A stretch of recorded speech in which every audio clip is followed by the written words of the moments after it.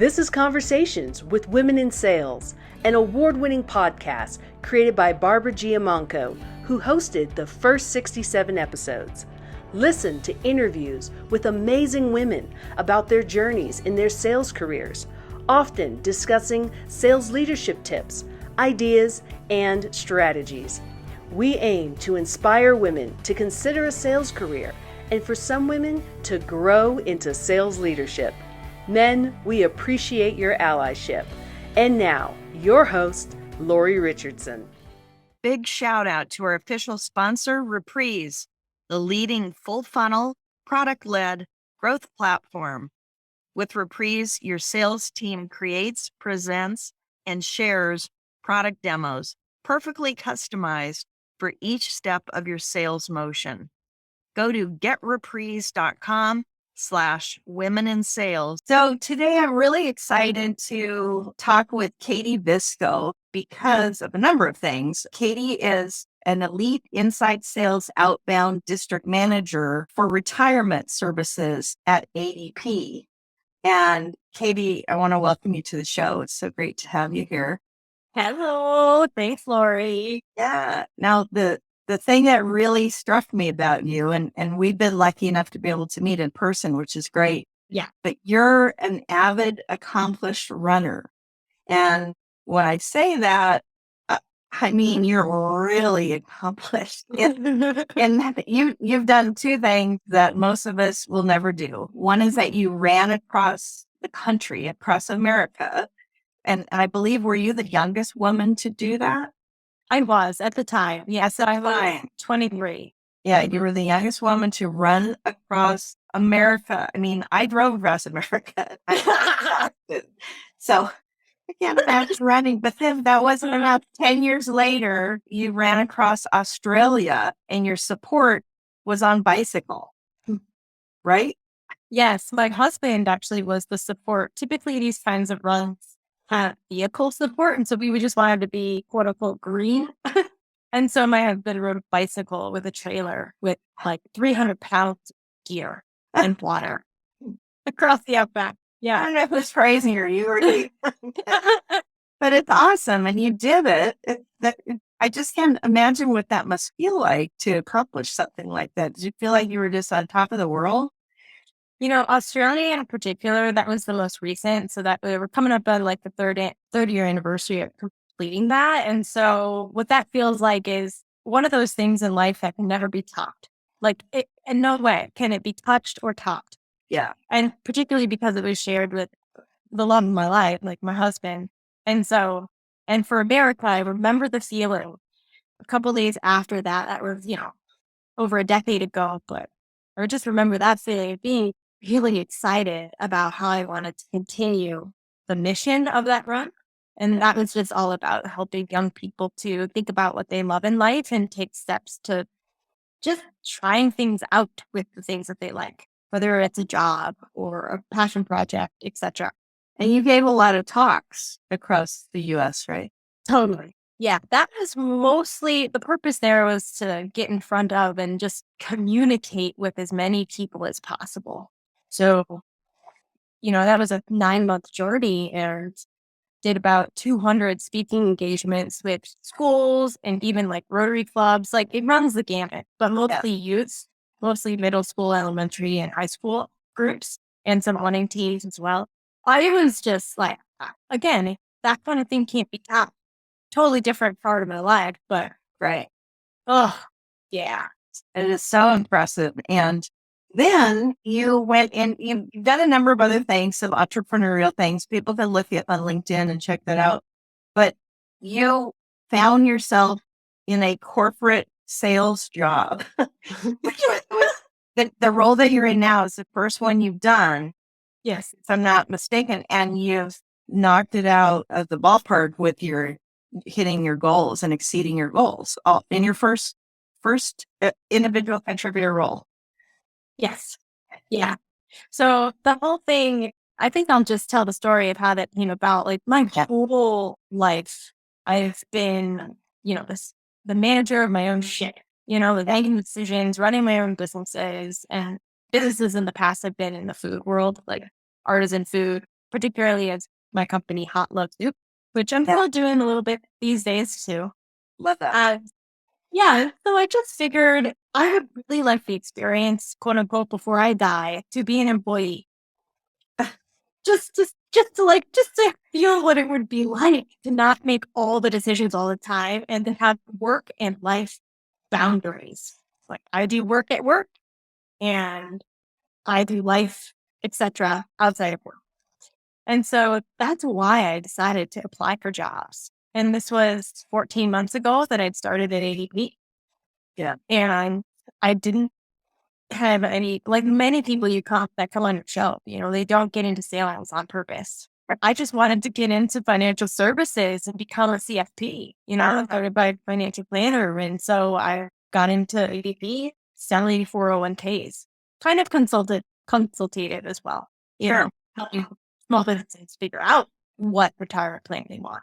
Yeah. So it's been really a lot of fun because it's something I'm passionate about, like those retirement plans. I happen to be passionate about them. Yeah.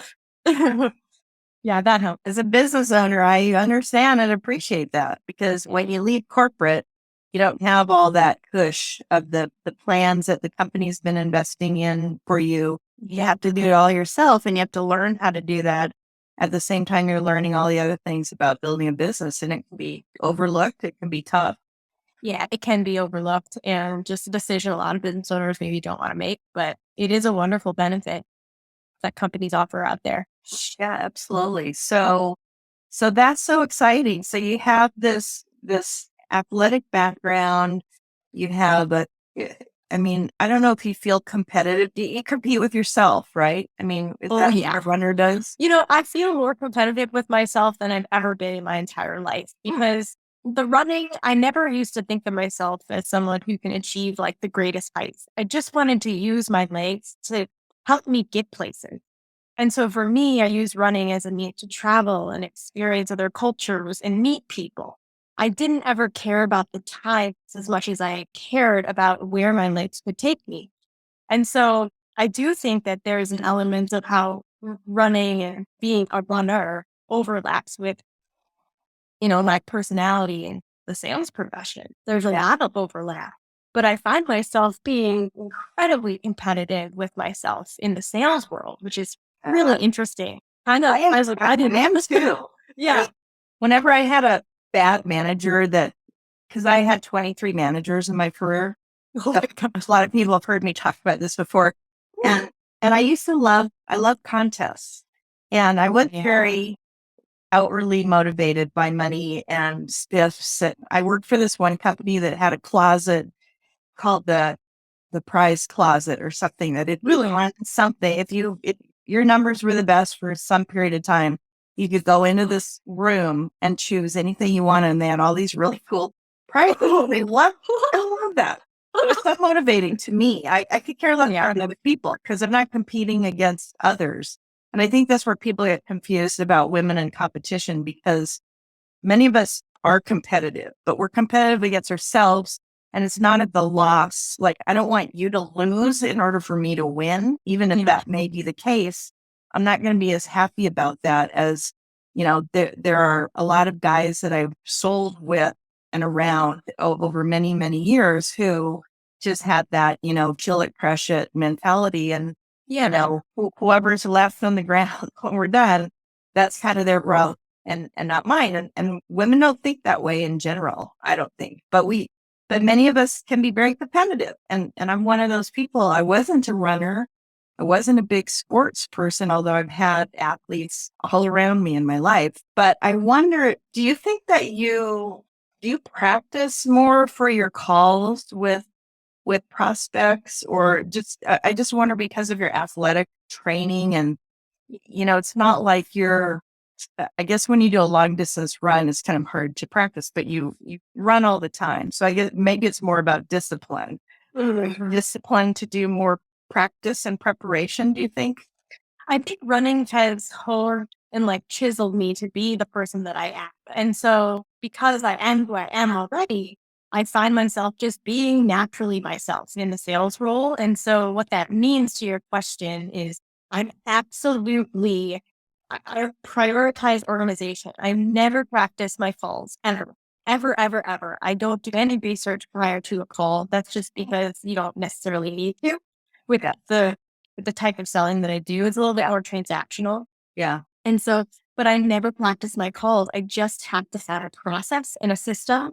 And I know that on Monday, I'm going to spend a few hours doing a certain kind of email follow up, and I'm always going to do a certain type of calling to a certain client. Like everything is a system. And so, just like running, like I always used to come up with spreadsheets for myself on like over the next 12 weeks. This is my training plan, and I'm going to execute the plan. And so I think it's organization and discipline at the same time. Yeah. And probably some patience, maybe. Yeah, like patience with myself. Like if you're competitive with yourself, I found this. I know we're going to maybe talk about, lessons learned, but Yeah. something that I know with being competitive with myself is that I also have to give myself some grace, because if I'm always wanting to be my potential, I'm always wanting to be it and live it. And like, that's what took me across these countries on my feet. Like, I want to live life to the fullest. And so sometimes I have that mentality, like over and above how I used to in the sales world. And that's kind of what I meant when I said I find myself being even more competitive now with myself in the sales world, because the culture kind of breeds it as well. Right. How did your runs make you want to live life to the fullest, or were you already like that? I was already like that. Like I don't know. You got to ask my parents, but I think just growing up, I was supported, and I always felt like I could live my dream. Like the creative ideas that I had, my parents would not shut them out, but they would ask, like, "Oh, why do you want to do that?" Or "Tell me more." I felt like I was just in that kind of environment growing up. But again, I don't have an answer to that. I think maybe just with personality, like I want to live life, and I want my life to be able to help other people as well, like to feel relevant in this world. Yeah. And so, yeah, I don't know. I think just living life to the fullest is a feeling for me, and that's why I did those runs. It's not that the runs made me into that. It's just That's how why I you did it. yeah. Interesting. And a parallel in sales, I think, is that the one thing in sales and also as an entrepreneur is that you can always make more money, but you can't ever get your time back. And so wasting time, I bet you do not like to waste time. Oh, no. No, I don't. Dollar bills are dollar bills, but it's like, why do I want more dollar bills? Or why do I want the dollar bills I have? It's so that I can make use of my time on this planet in the life of others and in my life. Just experiencing. I heard someone on LinkedIn was mentioning that they were on a webinar, and the first 15 minutes or something was just this person going on and on about their background and how great they are. And they were to get to the content. And I said, that's 15 minutes you'll never get back. I stole that from you because they were so busy talking about themselves. And, we can't do that in sales because we need to be focused on the buyer. So I, when you lose loved ones and when you, as you get older, you appreciate that even more, that I don't have time to waste. Yeah. I feel the same way about you that you do. I feel the same way that you do about, I don't have, I want to live to the fullest as well. And I don't have time to screw around. As a single parent, when I got into sales in my early 20s, I had that instilled in me. So I come in, I'm not screwing around, I'm getting my work done, I'm out of there. And that was it. I had to, so that was, it was ingrained in me because of my situation. And I'm glad it was, because I've always been that way, that I want to get stuff done and get out. So now that it's more of a remote and hybrid world, I'd fit in very well with that mindset. It didn't go over so well in the those days, but it was my survival. It was what I had to do to be able to raise my family. So what are things that you have learned in the time you've been in sales? What have you learned about yourself so far? Yeah. So I'm going to just take this from the perspective of the last 14 months, because that's really how long I've been in type of sales that we're talking about on this podcast, I believe. And so what I've learned is that boundaries are really, really important. And these are two different topics. And it is totally okay to be a competitive, ambitious woman. It is totally okay and awesome to be a competitive, ambitious woman. Like in medical, yeah. And this was really hard for me to accept within the context of going to the office and being surrounded by my other fellow sales colleagues. Because I get there, I have a job to do because I'm an ambitious woman and I have goals for my life. And so I get in there and I have to show some boundaries with my work ethic.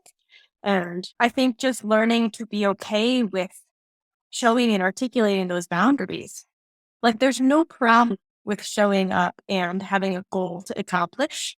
And maybe that means not talking to a coworker for the first 10 minutes of the day. Maybe I'll do that at the end of the day. So I guess it's just like embodying that has been actually like a hard hitting lesson for me over the past year. Right. Because you would have to also deal with the people that approach you that don't have that goal. They just want to shoot the breeze, and you have to kind of put your, and set the boundaries. So, you know what I'm getting some work done. Yeah, I'm getting the work done. I put some shoes up on my cubicle. Like that means that I'm in the zone. I love you, but I'm in the zone. Anyway, I think all of this is just an example of like how important it is to focus on your goals in life and be a kind person in the meantime. But your goals in life are totally worth it. And if you're an ambitious person to try to get there, what kind of boundaries do you need to set? And it doesn't mean you're a B word. As a woman, like that does not mean that. It doesn't mean that you're not friendly or loving or kind. It just means that you're a badass, ambitious woman and you want to get your stuff done because you have a purpose for getting that stuff done. And for me, I have a very exciting purpose for wanting to show up and make hay at my job. Yeah. Yeah, that's great. And are there many women in financial services? Oh no. So like it used to. I think out of like maybe out of 200 of us, there might be 20 or Wow. 5 out of 60, something like that. It's very few. Yeah. Yeah. And that's not uncommon for a lot of sales. I mean, that 10% is pretty low, but we've lost a lot of women in the last couple of years from, if you had a quota, for example, if you were a salesperson, you had a quota, and then you also had a family that you had to deal with during the pandemic with kids or even grandparents, because, women, we tend to be caregivers for whoever needs us, right, in our family. And sometimes it's a community role because women volunteer for all these community things as well.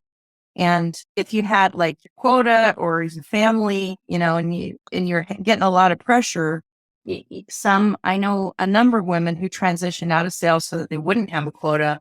And so they could, be in more of a support role or something. And so I hope that we gain a lot of those women back, because as you go up the food chain, we have less women in higher leadership positions. And we know through data that the more women we have in leadership roles, the more of I guess the word is a well-rounded team we would have that represents more of everyone, more inclusive. And so that's what I'm hoping for as time goes on and as we go into our next phase, as we're in our next phase of whatever this is, this life experiment. It's happening.